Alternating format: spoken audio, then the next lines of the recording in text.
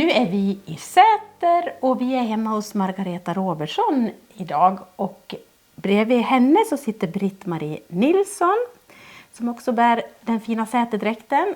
Och nu ska vi få veta mera om just säterdräkten. Margareta, jag vet att du har vävt hela ditt liv och vävt mycket säterdräktstyger, eller hur? Ja, det har jag gjort. Och Säters vävstuga har vävt dräkttyg ända sedan de öppnade, och det var 1969. Men inte nu längre, för det vävdes väl ända till 90-talet, men sen har det inte vävts något dräkttyg. Men dräkten, säterdräkten, den är ju äldre än 1960 när vävstugan kom igång, eller hur? Oh ja, det är den. Man säger då att säterdräkten att den presenterades första gången 1934, men det stämmer inte, för man vet att det har funnits dräkt långt tidigare. Man har intervjuat någon kvinna som var född 1800, i mitten på 1800-talet. Och hon sa då att hennes farmor som var född i slutet av 1700-talet, att hon bar dräkt, men hur den såg ut det kommer man väl inte ihåg då. Men det här stämmer, för att man har sett i uppteckningar och så att det har funnits olika dräktdelar väldigt länge. Kan det vara så då att den här dräkten som Britt-Marie har på sig, att det är den som skapas i den, att det är de här färgerna och de här tygerna och så, att det är den liksom som man komponerar då på 1930, men att man har haft ändå kläder som har varit dräktplagg innan dess. Kan det vara så? Så kan det vara. Och den som tog tag i det här med dräkt i Säter, det var Ingvar Norman. Han är känd som riksspelman senare. Men i alla fall och han var ju aktiv då i spelmanslag och hembygdsföreningar eller hembygdsföreningar och så. Men han började ju forska i det här, och så det var under 20-talet, 1925, han tog kontakt med Karl Trotzig i Hedemora. För där hade man ju en dräkt. Och Trotzig, han tyckte att Säterborna kunde gott ha samma dräkt som Hedemoraborna. Men det tyckte inte Ingvar Norman, utan Säter skulle ha en egen dräkt, det med så jämnt. Ja. Och så blev det också. Så att då började när han började på forska i det här, så då var livstycket brunt med färgat garn i ränderna då. Men sen det sägs att danslaget tyckte inte att det var något fint med det här bruna tyget, utan de skulle ha en annan färg på västen. Ja, lite färgglatt. Ja. Och då var Ingvar Normans mor engagerad i det där dräktbestyret också. Och då blev det så att dräkten skulle vara röd med kulörta ränder. Och här ser vi ju ett sånt fint tyg som du har vävt. Och som också du, Britt-Marie, har på dig idag på livstycket. Och vad jag förstår då så är det samma vävda röda tyg till mansdräktens väst också som till kvinnans livstycke. Ja, det är det. Det är det. Och från början då när man hade bestämt sig, så då vävdes tygerna på Berg- och ullspinneri i Arkhyttan. Och det gjorde de i många, många år. Och de färgade ju garnet också, så det var ju aldrig något problem att få tag på material på den tiden. Så att så vi har varit väl försedda med dräkttyg. Och sen har det ju som sagt vävts ut i vävstugorna också då. Men tråkigt nog så gör det inte det längre. Nej. Men Britt-Marie, du har ju på dig säterdräkten, och då ser vi ju att det är en fin blå kjol, eller hur, under ditt förkläde? Precis. Och då är den också i ull. Och en liten fin röd skoning längst ner. Skymta fram där. Här är den. Och sen har ju ni som så många andra socknar här nere i södra Dalarna lite olika förkläden för olika bruk, eller hur? Det blå, som också du har på dig, Britt-Marie. När har man det? Ja, det är ett vardagsförkläde. Det kan man ha jämt egentligen. Men det säger man är ett vardagsförkläde. Och då har man ett speciellt halskläde då till det? Ja, det kan man ju ha. Dels man kan ju ha en sidensjal. Men man kan ju också ha... man kan ju också ha den här det här rutiga bomullshalsduken då. Som egentligen från början var en föningsduk men som vävstugan i Säter fick då. Och sen togs den här upp då så att vi vävde väldigt många meter utav det här. Men den är så fin. Jättevacker. Ja. Och den här har också du vävt, va? Det har jag, Ja, som har vävt nästan allt här. Ja, visst. Och vi vävde de här halsdukarna, de var så fina så. Så man kan ha då det här blå förklädet Ja. och så kan man ha den här rutiga, eller som du, Britt-Marie, har då en sidensjal till det här. Oftast har man också sidensjal till, tror jag. Sen kan man också ha det här vita förklädet. Ja, ska vi titta på det. Ja, jag ska se vad som är vävt då i myggkäll. Ja, och myggkäll är ju en teknik, som gör att det blir lite så här genomskinligt, eller hur? Eller? Jo, där det blir tvättat så då framträder ju det här spetsmönstret. Nu är det ju... Det här kommer direkt från väven det här. Ja, det gör det faktiskt. Det gör det. Många passar ju på att väva gardiner då när man vävde de här förklädena. Ja. Så det här är också ett sånt, man kan ha istället för det blå. Ja. Så ingen speciell högtid utan man kan välja fritt när man har det här. Ja, men man känner sig ju lite fin med det här vita. Lite mera högtid Ja, med den där. det är det. Kanske lite mer högtid. Ja. Och skulle man också kunna ha det här tillsammans med sidensjalen då? Och den här. Då finns det en vit sjal med färgat broderi som vi tyvärr inte har med att visa.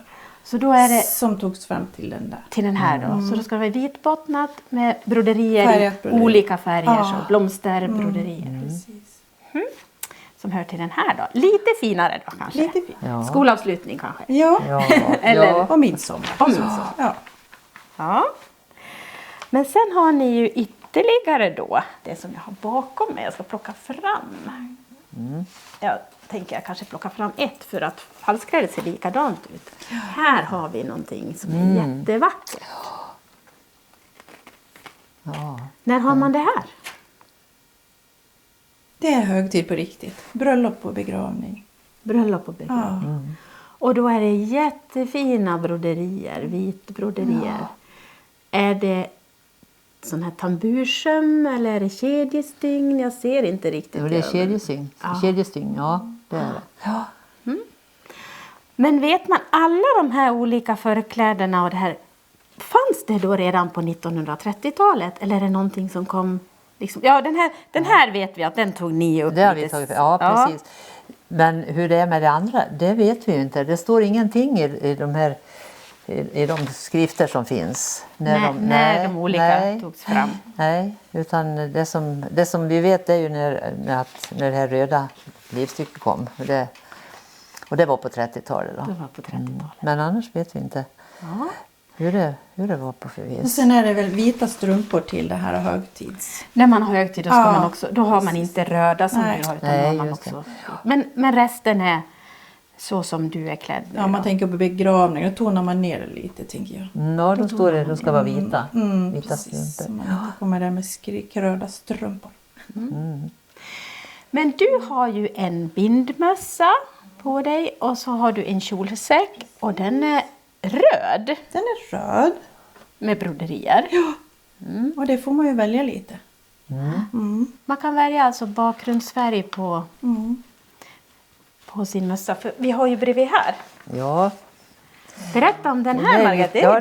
Det är lite annorlunda. Det är min mössa. Och då var det så att jag lånade en dräkt. Och då och mössan, den var lite laxrosa. Den var så vacker i färg. Och jag berättade då för en granne som jag hade då om den där dräkten eller om den där mössan. Och då jag sa att jag skulle så gärna vilja ha en sån när jag får en dräkt. Och då var han i Stockholm och köpte hos Siden Karlsson och kom hem med det här. Och det här var ju inte precis laxrosa, men jag kunde inte göra annat än sy då och använda det här. Så att därför så blev det så. Men jag tog mycket blått i broderierna bara för att det skulle tona ner lite. Men jag tycker den är fin. Verkligen, den är jättevacker tycker jag. Men jag är nog ensam om man skulle tro. Ja, det kan jag tänka. Och då kan du också välja vilka färger som helst i Ja, broderiet. ja, Och så. och likaså mönster också. Ja. Och det vet jag då att det fanns ju mycket att välja på. Och flera utav de här mönstren, de kom från olika gårdar. Ja, så det var lite speciellt. Du hade ju ett annat mönster på din säck. Ja, lite mer rundade.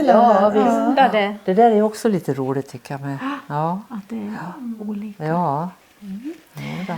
Och sen är det ett stycke då. Du har ju ett i knät. Ja. Och där är det då en knipplad spets. Så där. Ja. Och det kunde också vara, läste vi här innan, att det kunde vara sån här tyllträd också. Ja. Man kan välja då om man vill knyppla sin spets eller om man köper tyll och trär i som lite broderi. Precis. Och du har ett annat mönster på din. Ja, det är fint. Ja. Och sen har vi ju pricken över it och det är ju smycket då. Ja. Och det här är ett speciellt smycke som ni har till säterdräkten. Ja. Och jag vet inte, det var någon silversmed i kommun i alla fall som gjorde de här. Ja. Men jag vet inte om det var i Gustavs eller om det var i Skeve. Men den är i alla fall tillverkad i Säters kommun. Och de här finns ju inte nu att få tag på, utan det är ju om man har tur då kanske på någon loppis eller så. Någon som vill sälja sin dräkt. Ja visst. Ja. Och bakom oss så finns det ju också ett ytterplagg då. Det finns en tröja som man kan ha om det är kyligt ute då. Och då blir man blåhel, känns det som. Då försvinner ju liksom det här röda. Ja. Så det, Men berätta lite om när använder man dräkten då? Jag vet att ni berättar någonting för mig här som heter Säter i Jäntan. Ja. Vad är det för någonting? Ja, det här var någonting det är ingen skönhetstävling, det är inte på det viset heller. Utan det var Parkstyrelsen, Säters kommun då, och sen var det Dalademokraten som arrangerade det här. Och då skulle man vara som någon sorts lillvärdinna då, under midsommar var det där. Och då gick det ju till så att man blev tillfrågad då, eller man ville anmäla sig själv till deltagande i det där då. Sen blev man intervjuad då utav, det var ju från både från DD och från kommun då. Och sen så utsåg de någon säterjänta. Och så skulle man ju vara med då under hela midsommar. Och på den tiden var det ju stora festligheter i Säter och i Säterdalen. Och det var ju det bästa som fanns av artister i Sverige uppträdde ju där också. Ja visst. Och det var ju fest nästan dygnet runt. Midsommarafton, det var mitt i natten var det sista programpunkten. Och sen började man igen på morgonen på midsommardagen. Då var det radioprogram. Men då skulle man ju vara klädd i dräkt också. Då. Ja, det var viktigt. Och det är det fortfarande än idag va? För man utser fortfarande säterjänta här eller? Ja, man gör det när det finns någon. När det finns någon. Ja, precis. Ja. Men nu är det ju inga festligheter som det var förr heller. Nej. Men det var ju så kolossalt många besökare på de här festligheterna då på den tiden. Oj. Och du var säterjänta 1963 var det. Ja. Och då vet jag, då var Hilding Pettersson hette han som var liksom värd för de här programmen i Dalen. Alice Babs och Sven Asmussen, de uppträdde där. Per Grundén var med och jag kommer inte ihåg allt vad det det var väldigt mycket. Men annars då, när kan man se säterdräkten idag då? Används den flitigt? Du är ju med i folkdanslaget. Ja, precis. Så på midsommar då har vi ju alltid dräkt när vi uppträder. Och så. Ja. Skolavslutningar. Ja. Då har man dräkt. Och bröllop och dop och begravningar också. Ja. Men ni som är aktiva i det här då, hur ser ni på dräktens framtid, säterdräkten? Ser ni att det är någon uppgång eller känns det som att det står still? Eller? Jag vet inte, nog tycker jag att det är en liten efterfrågan. Ja, det är mer tycker jag nu än vad det var för bara några år sedan. Så man hoppas ju att det ska bli ett större intresse. Ja. Men det som är problemet idag det är ju att det inte finns några tyger. Ja. Det är det som är problem. Ja. Så om man nu tittar på det här programmet och tycker att den här dräkten, den skulle jag vilja skaffa mig. Ja. Hur gör man då? Det finns faktiskt en som väver tyger, och det heter Handväveriet. Hon håller till i Landskrona och hon heter Bettina Possel. Ja. Hon har ju börjat vävt mycket tyger nu, har jag sett till en massa olika. Hon väver ju till Stora Tuna. Just precis. Så hon har ju blivit dräktväverska, kan man säga då. Ja. Så där kan man beställa då? Där kan man få tag på tyg, om ingen...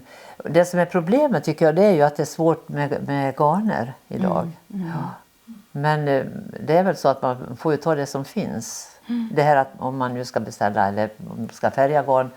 Dels är det ju dyrt. Och man måste ju beställa ganska många kilo för att de ska göra det. Så att, men då får man försöka hitta någonting som är ungefär. Eller second hand då kanske? Ja, där kan man någon dräktsida eller... Ja, eller något lokalblad här kanske i Säter. Eller någonting. Ja, man får ju någon förfrågan ibland så försöker man hjälpa till. Ja, kolla visst. lite. Nora. Men så kul det var att få komma hit och prata med er två, Britt-Marie och Margareta, om säterdräkten. Och nu hoppas vi väl när ni tittar på det här programmet att ni blir väldigt sugna på just säterdräkten så att den lever kvar och lever vidare. Ja, absolut. Stort tack ska ni ha för att Tack. vi fick komma. Tack.